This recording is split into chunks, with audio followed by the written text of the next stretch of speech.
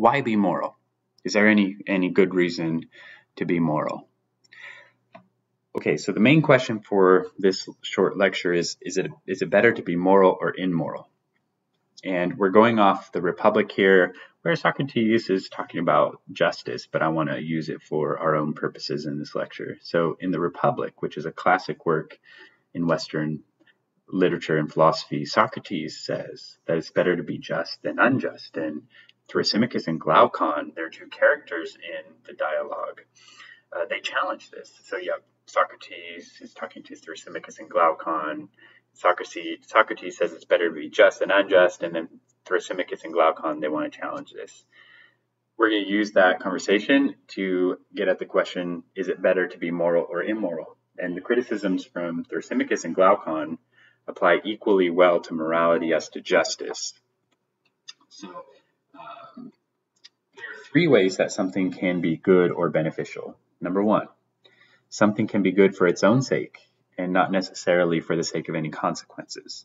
Joy, pleasure, knowledge. So pleasure. So someone might ask you, why do you want to experience pleasure? And you're like confused because, well, it's like good in itself, right? I'm not seeking pleasure for any other reason than to experience the pleasure. So pleasure would be good for its own sake and not necessarily for its consequences. But something might also be good for its own sake and for its consequences. The same examples apply: joy, pleasure, knowledge. Okay, so pleasure might be good in itself, but it might also have good consequences. Like people want to be around you more because you seem happier, or knowledge, you can get a job out of knowing certain things. And so, yes, they're good in themselves. They're valuable in themselves, but they also have valuable consequences. And then three, something might be good not for its own sake, but purely for the sake of its consequences, like money. Yeah, now money has some value as paper, but not very much. We value money for the things it can bring us: shelter, food, entertainment, what have you. So then we'll ask, in what way is morality good? Number 1, 2, 3, or none, right? So is being moral, number 1, good or beneficial for its own sake? Number 2, good for its own sake and for the sake of its consequences? 3, only good for the sake of its consequences? Or 4, not good or beneficial at all? So what Socrates says is that morality is good for its own sake and for the sake of its consequences. And he thinks this is the best way that something can be good. So if something's just good for its own sake but doesn't have any good consequences, that's not as good. If something is good for its consequences but not for its own sake, that's not as good either.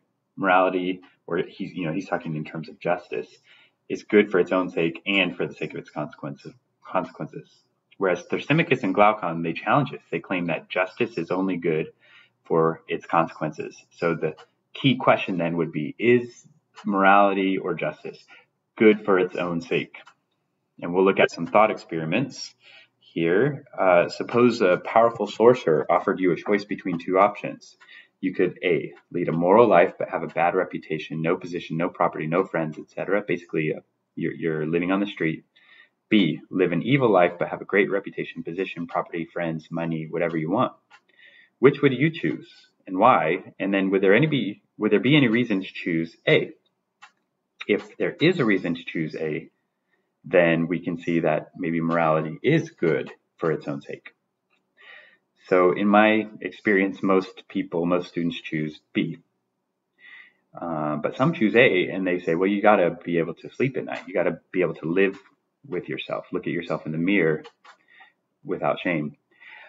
And so I think that's kind of the thing that Socrates is going to get at, as we'll see in the end. But here's a different thought experiment. A sorcerer says, I'm going to let you choose between two options. Both options, you have as great a reputation as you want, as high a position as you want, whatever position you want, as much money as you want, as much property as you want, as many friends as you want, in both scenarios. But in one scenario, you lead an evil life. In the other scenario, you live a moral life. And which would you choose and why? So the consequences of the life are the same, and yet in one you're good, in the other you're evil. In my experience, unanimously, the students choose leading the moral life. So that right there proves that most people think that morality is good for its own sake, because given the two options, they would choose the moral life hands down. There's another thought experiment, though, that we should consider. This is the Ring of Gaiji's thought experiment. This is a ring that turns its possessor invisible. The bearer of the ring can do whatever she wants without external consequence. No jail, no shame from others, no loss of reputation, etc. If you had a ring that could turn you invisible, and you could suppose it has other powers, like you could walk through walls and you won't leave fingerprints, that kind of thing. If you could get away with whatever you wanted, would there be any reason to be moral? All right. So what would you do? And then would there be a reason to do the right thing? Glaucon is very pessimistic in this regard. He says that no one, it seems, would be so incorruptible that he would stay on the path of justice or stay away from other people's property, when he could take whatever he wanted from the marketplace with impunity, go into people's houses and have sex with anyone he wished, kill or release from prison anyone he wished, and do all the things that would make him like a god among humans. Rather, his actions would be in no way different from those of an unjust person. This, some would say, is a great proof that one is never just willingly, but only when compelled to be. So if the only reason, you're being moral is because of the bad consequences of being immoral, then you don't really care about morality, Glaucon thinks. That's probably right. And if he's right, then we don't really believe that being just or moral is good in itself. We don't really believe that. Rather, we think it's only good for its consequences. And what he says is the ideally wise person would then be the one who is able to have the best of both worlds by seeming to be moral, but not really being moral. So then, are you a good person? If you're willing or even excited to commit evil at the thought of possessing the ring, well, it seems the only reason you're acting in a moral way now is to avoid the bad consequences of doing evil. But if the only reason you're doing the right thing is to avoid the bad consequences, then are you a good person? There's a distinction between committing good acts and being a good person, committing good acts from a good heart. Wouldn't the good deeds of a genuinely good person come from a good heart? And wouldn't their good deeds be done independently of the consequences of either acting in a moral or an immoral way? So what is Socrates' answer? Why should we be moral? Well, to be moral is to have a balanced or well-ordered soul. Your reasons, your emotion, your desires, they fulfill their functions. They're not out of control. For example, your emotions and your desires are under the control of your reason. You wouldn't commit a crime of passion. Whereas to be immoral is to have a disordered soul. Your desires and emotions, they control your reason. And this is a rebellion of one part over another. So just in itself, being moral is better on his view because your soul is ordered in the way it should be, whereas to be immoral, your soul is not ordered in the way it should be, and then it's chaotic. Okay, so that's why you should be moral. It's basically do you want to be in a state of order or disorder within?